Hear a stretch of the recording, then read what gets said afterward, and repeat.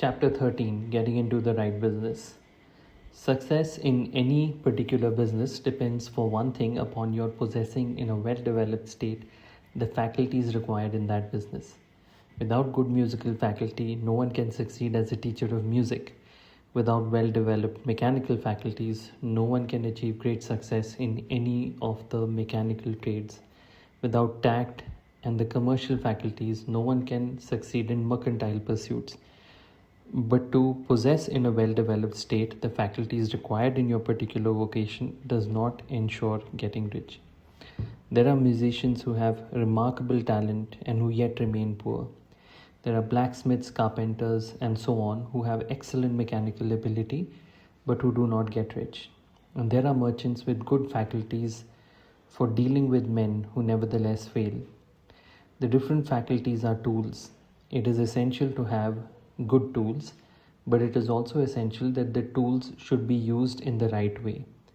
One man can take a sharp saw, a square, a good plane, and so on, and build a handsome article of furniture.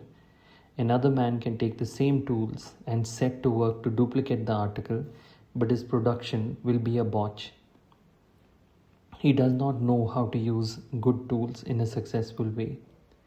The various faculties of your mind are the tools with which you must do the work, which is to make you rich. It will be easier for you to succeed if you get into a business for which you are well equipped with mental tools.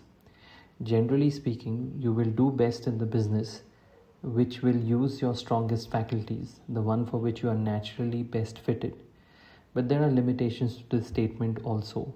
No man should regard his vocation as being irrevocably fixed by the tendencies with which he was born. You can get rich in any business, for if you have not the right talent for it, you can develop that talent. It merely means that you will have to make your tools as you go along, instead of confining yourself to the use of those with which you were born. It will be easier for you to succeed in a vocation for which you already have the talents in a well-developed state. But you can succeed in any vocation, for you can develop any rudimentary talent, and there is no talent of which you have not at least the rudiment.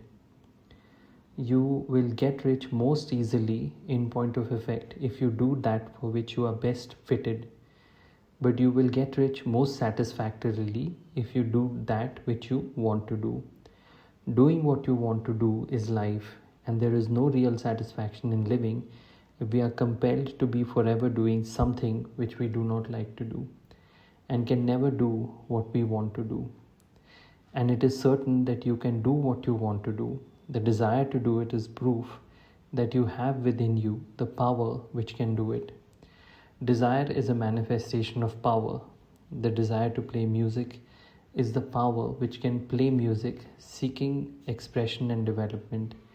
The desire to invent mechanical devices is the mechanical talent, seeking expression and development. Where there is no power, either developed or undeveloped, to do a thing, there is never any desire to do that thing. And where there is strong desire to do a thing, it is certain proof that the power to do it is strong and only requires to be developed and applied in the right way. All things else being equal, it is best to select the business for which you have the best developed talent. But if you have a strong desire to engage in any particular line of work, you should select that work as the ultimate end at which you aim. You can do what you want to do, and it is your right and privilege to follow the business or avocation which will be most congenial and pleasant. You are not obliged to do what you do not like to do, and should not do it except as a means to bring you to the doing of the thing you want to do. If there are past mistakes whose consequences have placed you in an undesirable business or environment, you may be obliged for some time to do what you do not like to do. But you can make the doing of it pleasant by knowing that it is making it possible for you to come to the doing of what you want to do. If you feel that you are not in the right vocation, do not act too hastily in trying to get into another one. The best way generally to change business or environment is by growth. Do not be afraid to make a sudden and radical change if the opportunity is presented and you feel after careful consideration that it is the right opportunity.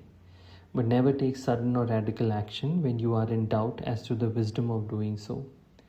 There is never ever any hurry on the creative plane. There is never any hurry on the creative plane, and there is no lack of opportunity. When you get out of the competitive mind, you will understand that you never need to act hastily.